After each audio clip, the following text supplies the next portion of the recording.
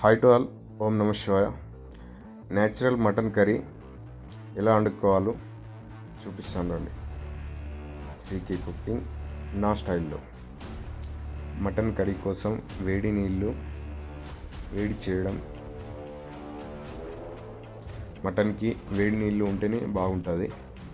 10 kg mutton గంజెక్కిచ్చేసాను. 1.5 litre oil, whole garam masala. Oil heat అయిన తర్వాత హోల్ గరం మసాలా వేసిన తర్వాత మెంతి కూర అయిపోయిన తర్వాత ఉల్లిగడ్డలు, పట్టిన పేస్ట్ ఉల్లిగడ్డలు ఒక 1.5 kg.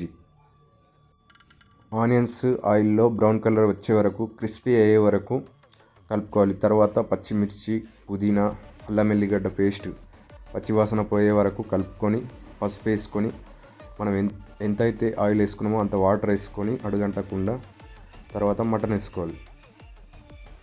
మటన్ అనేది లేత మటన్ కాబట్టి ఆయిల్లో 35 నిమిషాలు ఉడకబెట్టడం జరిగింది. తర్వాత ఉప్పు వేస్తే వాటర్ విడిచిపెట్టేస్తుంది. ఆయిల్లోనే ఫ్రై చేయడం జరిగింది. తర్వాత 10 కిలోల మటన్ కొరకు 400 గ్రాముల కారము, 150 గ్రామ్ ధనియా పౌడర్ ఇవి వేసిన తర్వాత ఆయిల్ ఇట్లా పైన వచ్చే వరకు ఆయిల్లోనే ఉడకబెట్టుకోవాలి. తర్వాత కుడక పొడి వేసి హాట్ వాటర్ వేసేసి మూత పెట్టేయడం. మసాలాలు వేసిన తర్వాత ఇలా ఆయిల్ పైన తేలే వరకు మటన్ని ఉడకబెట్టుకోవాలి.